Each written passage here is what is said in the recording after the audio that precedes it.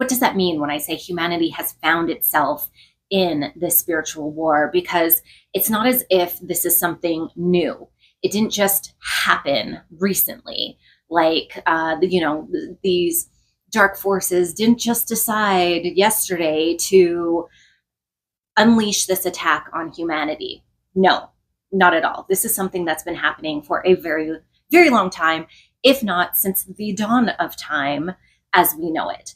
And certain forces, factions, families, whatever, have been aware that this has been going on, either through, occult traditions, uh, brotherhoods, family lines, bloodlines, whatever. There has been certain knowledge that's been passed down and kept hidden from the masses. However, in this age that we are currently living in, this unfolding, this unveiling has been happening, which is leading towards a collective awakening. And it's like certain parts of humanity have been kept in, like, I'm thinking of like Sleeping Beauty, right? Have been kept in this slumber or this state of hypnotism, so to speak, and are waking up, realizing that there's been a dream, there's been an illusion that has been cast over everyone. But now, we're really starting to see what is going on. And all of this hidden knowledge, all of this information is being revealed and understood by everyone in different degrees. And this is really exciting, okay? And why I really want to share this knowledge that's come through for me, so that we can move this along, that we can carry through with this momentum and fight an equal fight. If the dark forces, what I like to call the dark forces, have been aware of the game and the rules and have been playing to a certain degree, and the light forces haven't had that same advantage, it's time to start leveling the playing field. And there's no time like the present. Like, the time is now. We are in this spiritual war, and I believe that we are being tasked to manifest a spiritual revolution. Okay, so that's what I want to talk about today. So what is this spiritual war? Like I said, this is nothing new. And I think one of the best ways for me to kind of describe it is in relation to these books that I'm reading. So I'm reading this epic fantasy series. If you're interested in it, it's the series is called The Book of the Malazan Fallen, by Steven Erikson. He's a Canadian author who I'm pretty sure is, I don't know the guy, and I don't want to say anything out of pocket, but it feels like he has access to some of this insider information, whether, like, I don't know through what kind of channels. Maybe he is just channeling, maybe he's so tapped into the collective consciousness and the etheric field that it comes out in his writing. I don't know, nor do I claim to know. However, in this series, really what it comes down to is there is a war among the gods, and this war among the gods is being echoed in the wars among humanity. And a new player, or not a new player, he's actually an old player, but he's come back into the game, and it's this god of chaos, essentially. And he is waging war against all the other gods, against the earth itself, against humanity, and has started to build his pantheon, his empire, his temple of followers. And people, like humans or other species, are putting their hands up and ready to serve this chaotic god. And they're finding purpose and meaning and truth in that path. And it looks very much like chaos versus harmony or order, right? And that to me is like destruction versus creation, the dark versus the light, evil versus good. And ultimately, that's what the spiritual war is about. And this is a topic that, or an idea, a thought that has always been something that I've always liked to think about and to ponder is, where do these concepts of good and evil even come from? And why do we seem to have this inner compass, this inner morality that tells us what's right and what's wrong? And it's playing out on a really large scale right now with everything that's being revealed in government, what we see that's happening with the Schmepstein files, and you know what I'm talking about. But there are very dark things that are happening in our realm right now. However, there is this renewal, I want to say, or like this emergence of light, and people are really feeling called to, to battle this darkness. And at the most basic level, that's what the spiritual war is: light versus the dark. And I believe that we know how it ends, that the light wins. However, the dark forces, like I said, they've had this hidden knowledge. They've been working for generations upon generations upon generations, and have been playing the game, writing the rules, rewriting the rules, and basically like playing with the masses, keeping us divided. We're basically being attacked from all directions at all times. And I'm saying we because I'm hoping that I'm speaking to the other folks on the side of the light who want to bring the spiritual revolution about. But I'm also talking to the general public, like the masses. Everyone is under attack, spiritual attack, physical attack. It's happening from the moment we are conceived. There's attacks on our health, on our psyche, on our every facet of our well-being, whether that be spiritual, physical, emotional, mental, financial. The list goes on, and it is relentless. Okay, we see it in our skies, we see it in our water, we see it on the media, in our entertainment. Right, entertainment is one of the biggest attacks on humanity, if I'm being honest.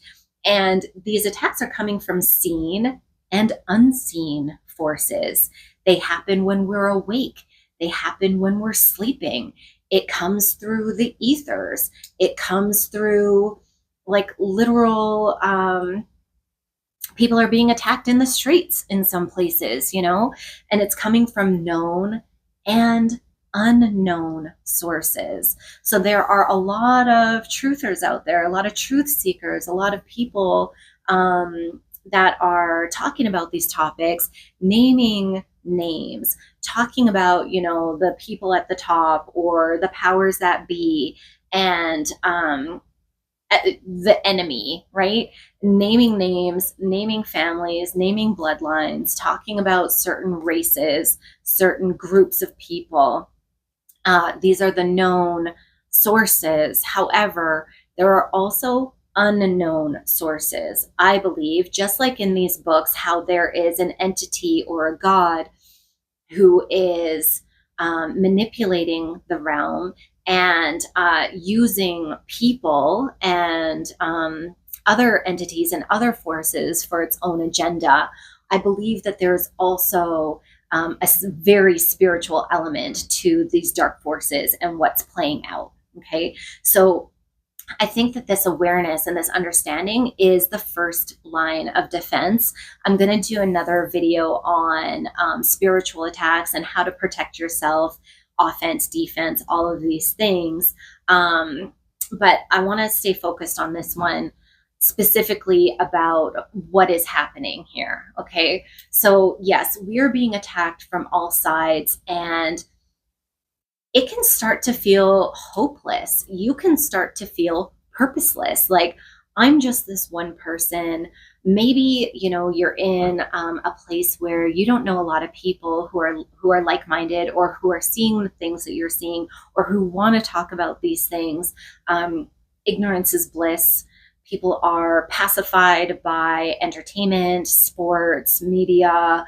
There are a million different psychological operations that are in play every single day for decades, for like hundreds of years, that are keeping people away from the truth. And when you wake up to these realities and you see what's going on and you feel what's going on, you can feel like, oh my God, like there's so much effort, money, time, power being put into keeping us down, keeping us ignorant, keeping us divided, keeping us powerless and separated from our divinity, that you're like, well, it's impossible. How can I even make any kind of difference? I may as well just give up. Or, you can really get to that point. And I need you to understand, you guys, that this is part of the warfare. That is a psychological operation of itself, because it is not hopeless. If it were hopeless, they wouldn't have to put so much time, effort, money, power into these attacks, right? Like if there was no threat, then they wouldn't have to work so hard to neutralize the threat, if that makes sense. So in fact, this should be a source of power. This should be and the sun's coming out from the clouds right now. This should be a revelation that we are powerful and we can absolutely revolutionize what's happening and win this spiritual war.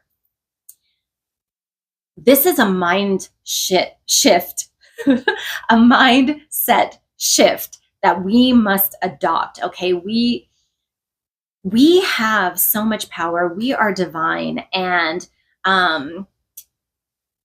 just think about that too for a second, right? The fact that we are being attacked from all sides relentlessly from the moment we're conceived, every single moment of the day, of the night, at all times, from all directions, and yet we persist, and yet we are awakening, and yet we are coming together in harmony and finding our true path, our truth, the reason that we're here. And we are not fighting. We are rising. We are not being fought down. We are ascending. And this is super, super exciting for me, you guys. And all of these attacks are meant to keep us in these low vibrations. They are feeding off of your fear, off of your shame, guilt, anger, all of these emotions that keep us lower. And the way that we really revolutionize ourselves is by meeting these emotions, meeting these feelings with the higher vibrations. Love, right? They want to keep us in fear. We will meet that with love. They want to tell us lies. We will find the truth. They want you to think that you're weak, but you have so much strength. They want to keep you angry and divided and hating each other. But we are joyful and compassionate, and there is so much to be grateful for. And when you are able to change that script and flip the narrative, that's where you find the power and the peace, right? What's the opposite of war? It's peace. Cultivate that inner peace, okay? This is the spiritual revolution. It is an inside job. It's all about the inner work. When you're thinking what can I do? What can I do? There's all these wars happening, and what's happening to the children is unspeakable and unbearable and unthinkable. What can I do? It's right here. you look for those shadows inside and transmute that. All of those emotions, that anger, find the joy, that fear, find the love, that weakness, embody your strength. Okay. That's really how it's done. You know, they say that the universe is what energy, frequency, and vibration. And if that's the case, then all of these weapons are simply energy, frequency, and vibration.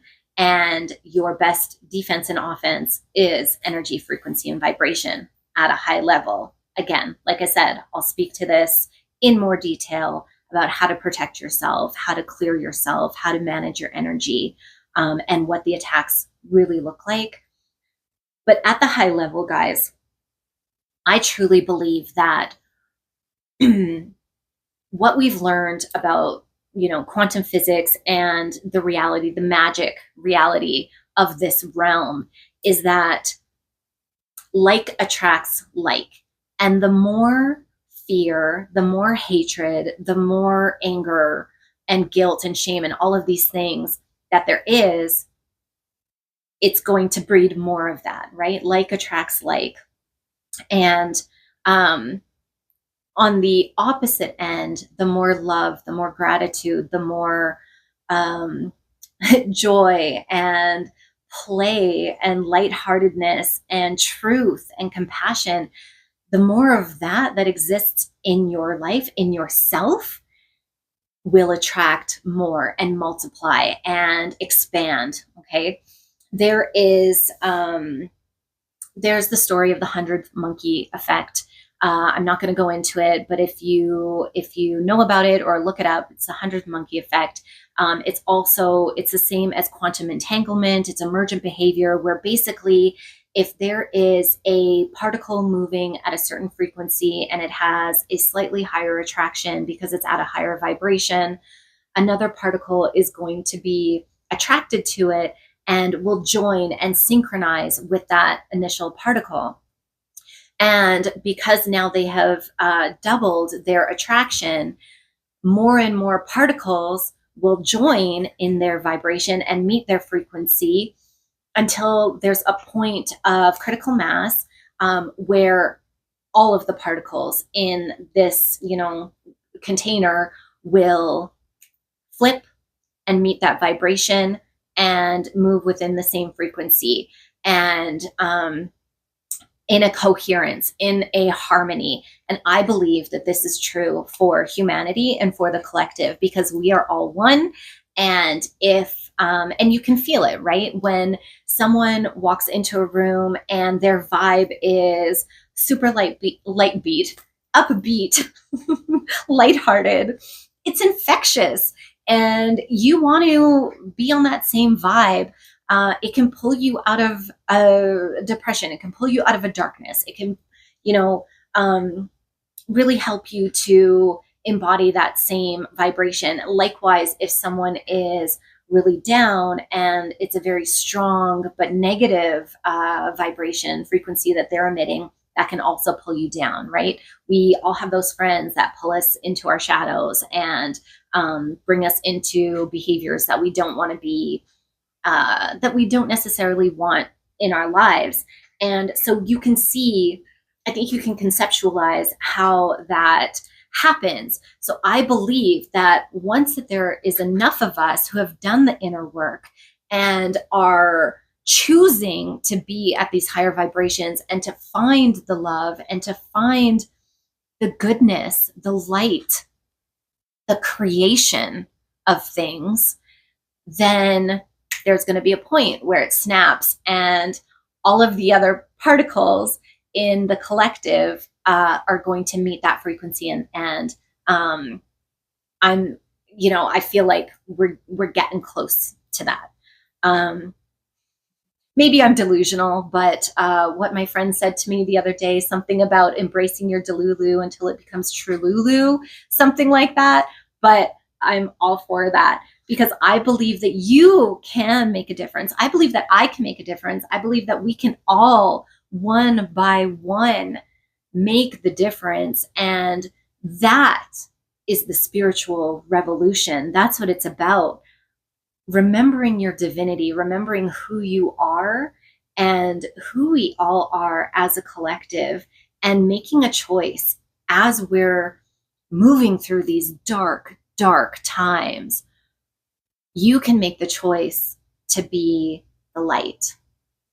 And I think that's how we manifest the spiritual revolution. Yes, it's so important to be aware of the weapons and the fact that we are in this spiritual war. I think awareness is our first line of defense. And then maybe I said that already earlier in the video, I'm not sure.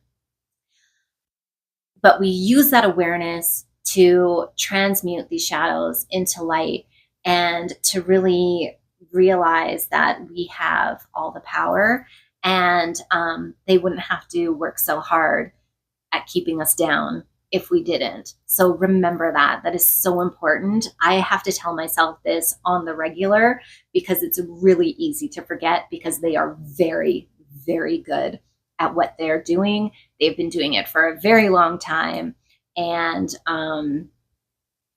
they're not going to stop. They're not going to stop until we can flip the script. And that includes, and this might be a lot, it's a hard pill to swallow, that includes sending love to these dark forces and seeing the little specks of light that exists in them. Because if we truly are a collective, and if we truly are all one, then even the most evil lizards that you can picture are a part of you. And if you're not evil, then are they truly evil, right? If we are all one, I believe that the universe is good. I believe that the universe is light and creation, and we can meet this harmonious resonance and return to this enlightened, ascended vibration and frequency. I truly believe that.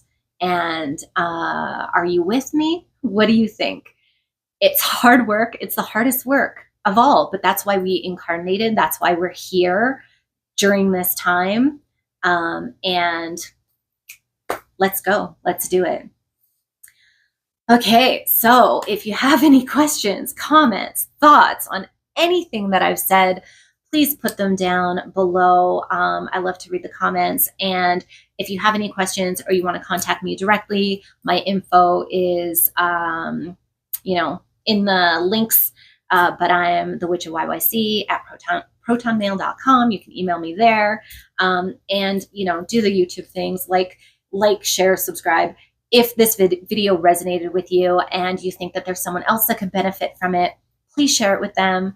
And let me know. Let me know what you think. As always, thank you so much for being here with me.